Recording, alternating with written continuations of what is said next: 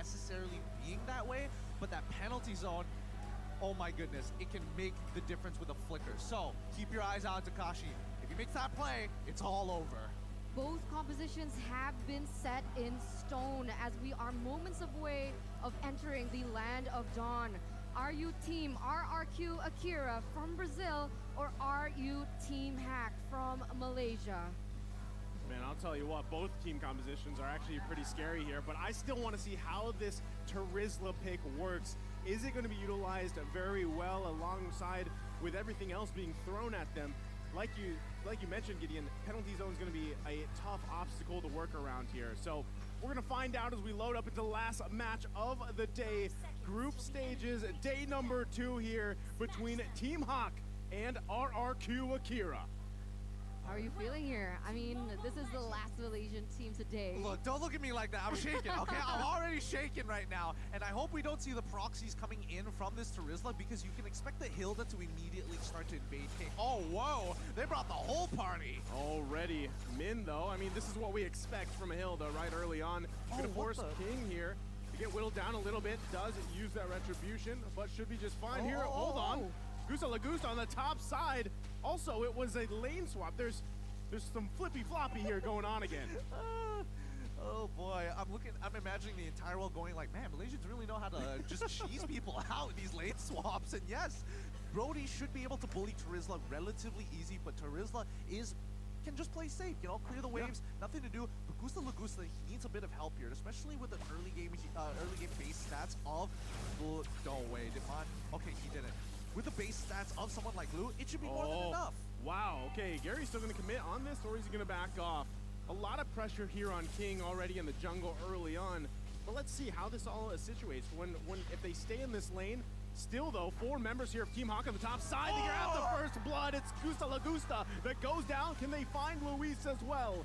Min has to back off. He's quite low, but already first blood for Team HAQ. Beautiful, beautiful pressure from Team HAQ here. They know exactly the winning conditions for RRQ Akira, and that's going to weigh heavily on how Gusta Lagusta is able to farm. And in this early game, he's already been taken down once. They already have a lot of damage onto this tower in the top side, and they're going really crazily more onto this. They're getting hyper aggressive here. I think they're going to proxy this wave. They might even, honestly, if they wanted to, they could have broken the first turret and traded for the turtle, but instead, they're going to run down and focus on these neutral objectives. Oh, Takashi. Oh, Team HAQ making their way down to the turtle pit here. They're going to find the target, and Takashi falls here with the setup. Now it's Saijin here. King's still going to be working on the turtle. The rest of the team coming to join the party. Can they grab it? It's King that gets the turtle with a retribution. They're going to force the flicker out from Saigon. And just like that, it's 2-0 for Team HAQ with a nice little bit of a lead. Min's got to be careful here too, still making the pressure for King on this purple buff. RRQ Akira need to find a way to slow things down, right? Because right now they're playing exactly into the tempo that Team HAQ wants them to. And Min is so confident enough that he can go in 1v4 and he doesn't care. As long as he's able to deter the rotations from King, he's doing the perfect job. Yeah, I mean, he understands. His only problem is, oh, if I'm too low and then I get CC'd, that's when he has a problem. So he's keeping a very close eye on Luis. The moment he moves, he can tell the rest of his team where they should expect the upcoming battle, which is on the top side of the map. Okay, they're going to focus on Man here. He takes a little bit of damage, should be able to heal back up, uses the rough waves as well. Gets out of dodge for now, but still into the jungle we go. It's Min continuing on being a nuisance, but King's had enough. Can he get the kill? He's going to be working on it. Lola there to help him out. Nobody goes down yet. Tell me, I mean, everybody can say, you know, EXP lane, it's so boring, and Glue, he's not busted. Don't lie to my face. Don't you ever lie to my face. He is so unbalanced right now. Well, he's going 2 versus 1. Gets the way of the dragon just to disengage. But yeah, wouldn't you rather see this than the Esmeralda or Uranus matchup we always used to see before? Yeah, true. I mean, like, how many seasons did we see the Esme Dairoth or Esme Uranus? Hey, right? look, as the M series historian here, I'm tired of seeing Lunox Harith. You know, that was a very good amount of a long time. Same goes to Brock, but hey, you know, in this particular situation, at least Glue brings a bit of color. I mean, right now, RRQ Akira, they are trying to be aggressive as well, and that was kind of questionable, right? Because the last team fight that they actually wanted to go for, it wasn't Cho with level 4 yet, so he didn't have the CC that he wants. And now you can see once again how aggressive they're going, but here we go. Gary gonna get kicked into the wall. It's King that grabs the kill here. So a pickup for RRQ Akira, and Takashi grabbing another one as 2 fall. They're gonna look for a third man on the run here. 4 members of RRQ on the hunt, and man can't escape that as Luis takes them down. That's what I was talking about, right? They need to know when their power spikes hit. They need to know that most of the members from their team require that level 4 to have an impact in the game, and that's exactly how they are going to be able to turn it around. They need to play patiently, look for the moments, and not force anything. Oh, just like that, another pickoff here from Luis, the right target. Min, though, gonna bob and weave the best he can. We've seen this before.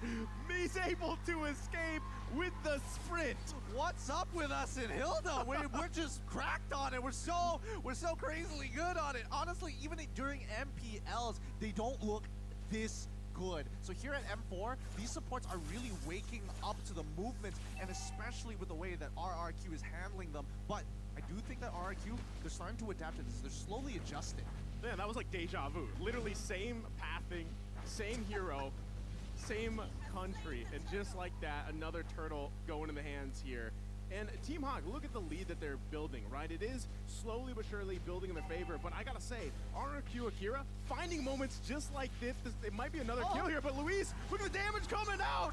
Gary punishing him with the strike, forcing the flicker back. Now it's King there, here to help Gusta Lagusta, and just like that, another pickup. Wow, they didn't actually get the trade kill there. Well, okay, good moves coming in from Team HAQ, just fast guerrilla warfare, in and out. 1-0 trade for the moment, as we do have a moment to take a look at the items. It doesn't seem like Sagan or King want to commit onto this, so Gideon, take it away. I'm just looking at Glue, the fact that he's got 2 complete items already on the board. He's got the most gold on his team, and then I'm looking down at Banda, who's only got 41, and he's just like, yeah, this lame swap was great. Hey, you know what? You can call it a cheese strat if you want, but it seems to be working, I mean, for the most part, right? Now, how will that continue as the game goes on? Again, you have to look at the small lead that they built themselves up to this point, right? 7 minutes in, they can still work around that. But still, Luis doing an amazing job trying to find any kind of pickup he can with the way of the dragon. So he's got to kind of get past this mid-man combo. King now trying to poke away here. Look at the ultimate also that Saigon has. Already forcing the rough waves. That's big. Conceal play going to be committed here. Lola, though, like you said, the front line. King, though, still going to be committing. They know man does not have the ultimate here. They're going to go in with the blinker. The TikTok play comes out. Lola still trying to survive, but it's Panda that takes out Takashi on the top side. But Min falls here in the mid lane. Lola still on the run. Do they find him? Lola can't get away. Oh, he does, though. Panda there. Now it's Luis that gets taken down by Gary. Huge back play from Team HAQ. 2-for-1 trade here for RRQ Akira, and it seems like they're going to look for more. But they do have the man advantage now to be able to go and center their focus and the neutral objective, which is that turtle. Oh my goodness. Right now, Team HAQ, they're just slowing down the game by, again, just harassing, consistently poking at the opponent. They don't really necessarily need this turtle, but denying it from RRQ is even more important. Oh, they're just going to focus on King here. Look at the damage already. The retribution came out, too. So Gary just going to go ahead and grab that turtle away. And just like that, Team HAQ furthering this objective lead now. Focusing also in the mid lane. Might be looking to get the tier 2. Can RRQ hold on to it? So far, they do. Oh, this is an exciting match, and honestly, with Team HAQ, the way that they're playing, again, a series of unfortunate events for RRQ. While they were actually looking for that gauge in the previous fight, Team HAQ were actually opting to go for a lane swap. So they caught Lola midway into the river, while you see someone like Brody Panda just taking out the first turn, coming down to join the fight, and cleaning up what he can. Yeah, that sucks. Yeah, it's just that sucks. Like, what can you do? Plain Like, and simple. You look at the VOD. Imagine like Brawl sitting there. It's like, well, I mean, that's just awkward timing, right? What can you really say? Oh, I mean, on top of that, Gary now already has a malefic roar, so that is more so going to be shredding into the members of RRQ Akira here. Takashi, still though, they're actually able to fight off a little bit here. Man on the run, not going to find anything just yet though. But you know, there's focus on the right places here for Team HAQ. It's RRQ Akira responding to the tempo being set. And a lot of that has to do with man even on this Hilda like we were mentioning. Let's see if they can play around this. Gary waiting patiently in this death bush, possibly. They know he's there. No one gonna commit just yet. poking back and forth here. As everybody goes back, Lola, though, had to split out of there. All right, we need to talk about the compositions right now. So, because as good as Team HAQ looks right now, in the later stages of the game, they're going to get outscaled by RRQ, Brazil, and oh, they're not going to die this, are they? Man has to be careful here. Still has a flicker, though. Gary gonna get out of there. Luis, though, finding a target. It's Min that falls. Panda, though, punishing Takashi. Knockup, they still hold on to the tier 1 turret. Man, 1-for-1 trade for the moment, but in the grand scheme of things, Team HAQ, they are still holding on to the lead. Man, the min-man synergy, the combo that they can actually go for is insane. And you can see that RRQ Akira, they respect it a lot, right? They try and bait that out. They try to bait the ultimate coming in from man out before they try to engage onto anything. But here is the next Lord.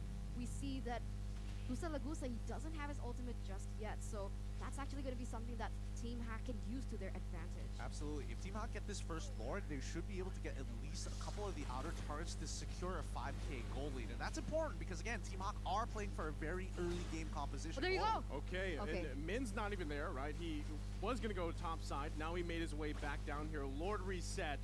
They're just trying to get out any ultimates, like going back to the keys of victory here. Whichever team is able to bait out those ultimates, they get that upper hand. Look at the positioning for King and Saigon. They're still working around. The Lord still being focused, bob and weave between both teams, though. They could get sandwiched in here. Panda, though, gonna find Takashi. That's Gary that grabs the kill. Another flicker gonna commit. Man is the one to fall. King on the retreat here. Still, again, a 1-to-1 trade. Lord still for the taking. Honestly, RRQ is just doing a phenomenal job here at slowing down Team HAQ. They just need time, and if they have to trade 1-for-1 while Team HAQ is ahead, it's such a big win for them. Look at that. Min forcing back King. Luis, though, another initiation with the Way of the Dragon, but he gets punished by Gary. Lord's still going to be worked on. Lola flickering out. King has to back off. He's too low. Min, though, Saigon able to grab a kill. Min to fall. Lord still up, working by Gary. And now RRQ getting in position. Lord's going to go ahead and reset. Gusa trying to focus on his tier 1. Can he grab the turret? Man taking the damage. But he finally clears the minions. And we're back to square one. Yeah. I mean, after all of that, nobody has gotten their hands on the Lord. And they're doing this really nicely. Team HAQ, they need to... I like the dancing, guys. That's right. I like the dancing. Oh my god, what? He was trying to take it out. He did it! Panda didn't like it because they initiated the mid lane. Gary's gonna be in trouble. And also on the top side, it's Man that falls. RRQ Akira. Hear him loud because they take him down. And now the focus in the mid lane.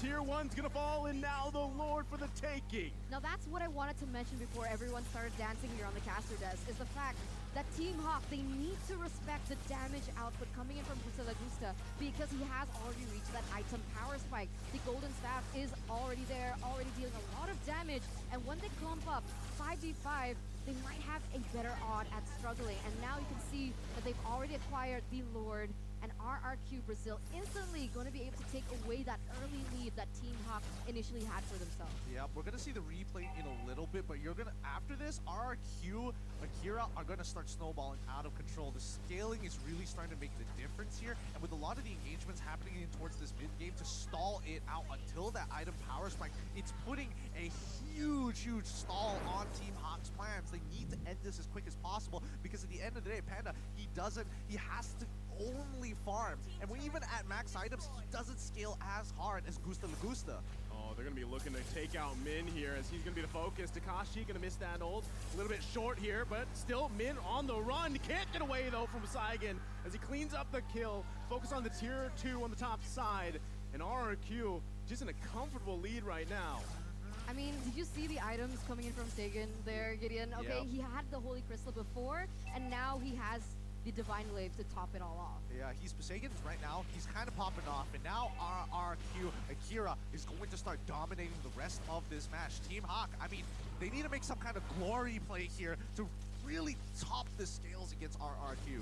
They need to find a way to take down Gusta without a quote-unquote reliable source of CC, right? Because Man didn't opt for the Petrify. He went in for the Flicker instead, so it's going to be a little that much more difficult to pick these really core heroes off.